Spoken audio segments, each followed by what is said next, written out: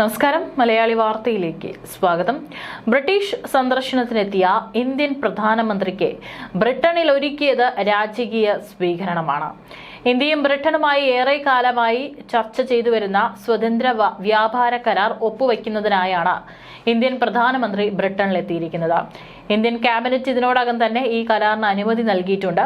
സമഗ്ര സാമ്പത്തിക വ്യാപാര കരാർ എന്ന് ഔദ്യോഗികമായി അറിയപ്പെടുന്ന ഈ കരാർ ഇന്ത്യൻ പ്രധാനമന്ത്രി നരേന്ദ്രമോദിയും ബ്രിട്ടീഷ് പ്രധാനമന്ത്രി സർ കീർ സ്റ്റാമറും ഒപ്പിട്ടാൽ അതിനെ ബ്രിട്ടീഷ് പാർലമെന്റിന്റെ അനുമതിക്കായി സമർപ്പിക്കണം. ഏതാനും മാസങ്ങൾ അതിനായി എടുക്കും. യൂറോപ്യൻ യൂണിയനിൽ നിന്നും വിട്ടതിന് ശേഷം ബ്രിട്ടൻ ഉണ്ടാക്കുന്ന ഏറ്റവും വലുതും പ്രധാനപ്പെട്ടതുമായ ഒരു കരാറാണിത്.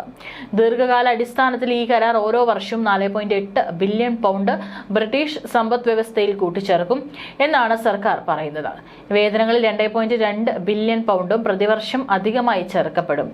ഇന്ത്യയിലെ ഏറ്റവും വലിയ 5ാമത്തെ നിക്ഷേപകരാണ് ബ്രിട്ടൻ. ഏകദേശം 36 ബില്യൺ പൗണ്ടിന്റെ ബ്രിട്ടീഷ് നിക്ഷേപമാണ് ഇന്ത്യയിലുള്ളത്. അതേസമയം ചുരുങ്ങിയത് 1000 ഇന്ത്യൻ കമ്പനിക്കെങ്കിലും മൊത്തം 2 ബില്യൺ പൗണ്ടിന്റെ നിക്ഷേപം ബ്രിട്ടനിൽ നടത്തിയിട്ടുണ്ട്. 1,00,000-ലധികം പേർക്കാണ് ഇവർ എല്ലാവരും കൂടി തൊഴിൽ നൽകുന്നത്. അമേരിക്കൻ പ്രസിഡന്റിന്റെ താരിഫ് നയത്തിൽ നിന്ന് രക്ഷപ്പെടാൻ ലോകരാജ്യങ്ങൾ ശ്രമിക്കുന്ന ഈ അവസരത്തിൽ ഈ കരാർ 2 രാജ്യങ്ങൾക്കും ഏറെ പ്രയോജനകരമാകുമെന്നാണ് കരുതപ്പെടുന്നത്. പാർലമെന്റ് അനുമതി നൽകി ഇതൊരു നിയമമാക്കിയാൽ ഇന്ത്യയിലേക്കുള്ള ബ്രിട്ടീഷ് കയറ്റുമതികളിൽ 99% താരിഫ് നിരക്ക് കുറയും.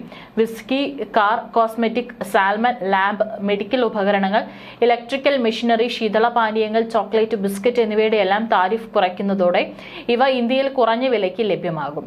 സമാനമായ രീതിയിൽ ഇന്ത്യക്കും അവരുടെ കയറ്റുമതിയിൽ 99% വരെ താരിഫ് പൂർണ്ണമായി ഇല്ലാതെയാക്കും. വസ്ത്രങ്ങൾ, പാദരക്ഷകൾ, ശീതീകരിച്ച ചെമ്മീൻ ഉൾപ്പെടെയുള്ള ഭക്ഷ്യവസ്തുക്കൾ എന്നിവയാണ് പ്രധാനമായി ഇതിൽ ഉൾപ്പെടുക. ടെക്സ്റ്റൈൽ, അപ്പാരൽ രംഗത്ത് 0 താരിഫ് ആകുന്നതോടെ ബംഗ്ലാദേശ്, വിയറ്റ്നാം തുടങ്ങിയ രാജ്യങ്ങൾക്ക് ലഭിക്കുന്ന അതേ പ്രയോജനം ഇന്ത്യൻ കയറ്റുമതിക്കാർക്കും ലഭിക്കും. അതിനോടൊപ്പം ഇന്ത്യൻ പ്രൊഫഷണലുകൾക്ക് കോൺട്രാക്ച്വൽ, സപ്ലയർ, എൻട്രാ, കോർപ്പറേറ്റ് ട്രാൻസ്ഫറുകൾ എന്നിവർ ഉൾപ്പെടെ ബ്രിട്ടനിൽ ആശ്രിതർക്കൊപ്പം എളുപ്പത്തിൽ വരാൻ കഴിയുന്ന വിധം കുടിയേറ്റ നിയമങ്ങളിലും ഭേദഗതി വരും. അതുപോലെ 3 വർഷം വരെ താൽക്കാലികമായി UK-യിൽ ജോലി ചെയ്യുന്ന ഇന്ത്യക്കാർക്ക് സോഷ്യൽ സെക്യൂരിറ്റി കോൺട്രിബ്യൂഷനുകൾ മാതൃരാജ്യത്ത് നൽകാൻ കഴിയും. ബ്രിട്ടനിൽ നിന്ന് ഇറക്കുമതി ചെയ്യുന്ന പരിമിത എണ്ണം കാറുകൾക്കും ഇന്ത്യ ഡ്യൂട്ടി 100%-ൽ നിന്നും 10%-ആയി കുറയ്ക്കും. ഇന്ത്യൻ ഇലക്ട്രിക് ഹൈബ്രിഡ് കാറുകൾക്കായി ബ്രിട്ടീഷ് വിപണിയും തുറന്നുകൊടുക്കും. എന്നാൽ ബ്രിട്ടന്റെ സ്കോച്ച് വിസ്കിയുടെ കാര്യത്തിലായിരുന്നു ബ്രിട്ടന് ഏറെ ചർച്ചകൾ നടത്തേണ്ടതായി വന്നത്. 150% ഉണ്ടായിരുന്ന താരിഫ് 75% മാത്രമായാണ് കുറച്ചത്. എന്നാൽ സ്കോച്ച് വിസ്കി എന്ന് പരാമർശിക്കപ്പെടുവാൻ ആവശ്യമായ മച്ചുറേഷൻ കാലാവധി മാറ്റമില്ലാതെ തുടരും. ചുരുങ്ങിയത് 3 വർഷമെങ്കിലും മച്ചുറേഷൻ കാലാവധി കഴിഞ്ഞാൽ മാത്രമേ സ്കോച്ച് വിസ്കി എന്ന് പരാമർശിക്കപ്പെടാൻ കഴിയുകയുള്ളൂ. ഇക്കാലയളവിൽ മാലാഖമാരുടെ പങ്ക് എന്ന് വിശേഷിപ്പിക്കപ്പെടുന്ന ഒരു ചെറിയ അളവ് ആൽക്കഹോൾ ബാഷ്പീകരിച്ചു പോകും. ഇന്ത്യയിലെ ഉത്കണ്ഠ മേഖലാ കാലാവസ്ഥയിൽ ഒരു വർഷം 10 മുതൽ 15% വരെ ആൽക്കഹോൾ ഇത്തരത്തിൽ ബാഷ്പീകരിച്ചു പോകുമ്പോൾ സ്കോട്ട്ലാൻഡിലെ തണുത്ത കാലാവസ്ഥയിൽ ഇത് പ്രതിവർഷം 2% മാത്രമാണെന്ന് confederation of Indian alcoholic beverages company director general Anant S Iyer പറയുന്നു. അതുകൊണ്ട് തന്നെ 1 വർഷം പഴക്കമുള്ള ഇന്ത്യൻ വിസ്കി 3 വർഷം പഴക്കമുള്ള സ്കോച്ച് വിസ്കിക്ക് സമാനമാകും. എന്നിരുന്നാലും താരിഫ് കുറയ്ക്കുന്നത് തങ്ങളെ ബാധിക്കുമെന്നും അദ്ദേഹം പറയുന്നു. ഇന്ത്യൻ ബ്ലൈൻഡഡ് വിസ്കികളുടെ വിപണിയിൽ ഈ കരാർ പക്ഷേ ഒരു ഉണർവുണ്ടാക്കുമെന്ന് ഈ രംഗത്തുള്ളവർ പറയുന്നു. പലപ്പോഴും ഡൽഹിയിലും ലണ്ടനിലും പരസ്പരം സംശയിക്കുന്ന നിലയിലേക്ക് വരെ കാര്യങ്ങൾ എത്തുകയും ചെയ്ത കരാർ വൈകാനിടയാക്കിയ ഘടകങ്ങളാണ്. കോവിഡിൽ തകർന്ന ബ്രിട്ടീഷ് സാമ്പത്തിക സ്ഥിതി തിരികെ കരകയറാൻ വൈകിയതും ബോറിസിന് പിന്നാലെ പ്രധാനമന്ത്രിമാർ കൂടെ മാറിക്കൊണ്ടിരുന്നതും ഒക്കെ ബ്രാക്സിറ്റിനെ തുടർന്നുള്ള വ്യാപാര കരാർ വൈകാൻ കാരണമാക്കിയ ഘടകങ്ങളാണ്. ചുരുക്കത്തിൽ 1990-ൽ ജോൺ മേജർ തുടങ്ങിവെച്ച് ഇന്ത്യയുമായുള്ള സൗഹൃദ നീക്കങ്ങളുടെ വിളവെടുപ്പ് നടക്കുന്നത് 2025-ലാണെന്ന് കൂടി വ്യക്തമാക്കുകയാണ് മോദിയുടെ 4ാം UK സന്ദർശനം. വെറും 2 നാളത്തേക്കുള്ള സന്ദർശനമാണെങ്കിലും മോദി ബ്രിട്ടീഷ് രാജാവ് ചാൾസ് മൂന്നാമനെയും പ്രധാനമന്ത്രി കീർ സ്റ്റാമറിനെയും കണ്ടു മടങ്ങുമ്പോൾ അതിൽ ചരിത്രം അതിന്റെ കയ്യൊപ്പ് ചാർത്തിയിരിക്കുമെന്ന് വ്യക്തമാണ്.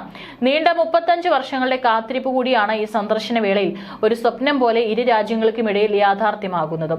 രാജ്യങ്ങൾ തമ്മിലുള്ള ബന്ധങ്ങൾ ശക്തിപ്പെടുത്താൻ പലപ്പോഴും ഇത്തരത്തിൽ നീണ്ട കാലത്തെ കാത്തിരിപ്പ് അനിവാര്യമാണെങ്കിലും പഴയകാല അനുഭവങ്ങൾ പിന്തുടർന്ന് എത്തുന്ന ഭരണാധികാരികളെ ഓർമ്മിപ്പിക്കുന്ന ബ്യൂറോക്രാറ്റുകൾക്ക് അപ്പുറം വളരാൻ രാഷ്ട്ര നേതാക്കൾക്ക് കഴിയുമ്പോഴാണ് പലപ്പോഴും ലോകക്രമം തന്നെ മാറി മറയുന്ന രാഷ്ട്രീയ സമവാക്യങ്ങൾ ഉരുത്തിരിയുന്നത്. ഇപ്പോൾ ചാൾസ് രാജാവിന്റെ വിരുന്നുണ്ടെന്ന മോദിയും പഴയകാല സംഭവങ്ങൾ എണ്ണിപ്പറഞ്ഞ് കണക്ക് തീർക്കാൻ ശ്രമിക്കില്ല എന്നതാണ് നയതന്ത്ര വിദഗ്ധർ വിലയിരുത്തുന്നത്. തന്റെ അമ്മ രാജ്ഞിയുടെ അവസാന ഇന്ത്യൻ സന്ദർശനവും തുടർന്നുള്ള വിവാദവും ഒക്കെ ചാൾസ് രാജാവിന്റെ മനസ്സിൽ മിന്നലായി എത്തുമെങ്കിലും അന്ന് ഭാര്യ ഡയാനയുടെ മരണം സൃഷ്ടിച്ച വിവാദങ്ങളുടെ മുൾമുനയിൽ നിൽക്കുമ്പോഴാണ് എലിസബത്ത് രാജ്ഞി ഇന്ത്യയിൽ എത്തിയത് എന്നതും ആ സന്ദർശനം പോലും വിവാദമായി മാറാൻ ഡയാനയുടെ മരണമടക്കമുള്ള പാർശ്വഘടകങ്ങളും കാരണമായിരിക്കാമെന്ന സ്വയം സമാധാനവും ഒക്കെ ചേർത്താകും പഴയതൊക്കെ മറക്കാൻ ചാൾസ് രാജാവ് തന്നെ മുൻകൈയെടുത്ത് ഇന്ത്യൻ ഭരണാധികാരികൾക്ക് വിരുന്നൊരുക്കാൻ തയ്യാറാകുന്നതും. നീണ്ട 28 വർഷങ്ങൾക്ക് ശേഷം ഡൽഹിയിലെ യമുനയിലും ലണ്ടനിലെ തേംസിലും ഒരുപാട് വെള്ളം ഒഴുകി പോയിട്ടുണ്ട് എന്നതും മറക്കേണ്ടതൊക്കെ മറക്കാൻ ഇരു രാജ്യങ്ങൾക്കും കാരണമായി മാറുകയും ചെയ്യും.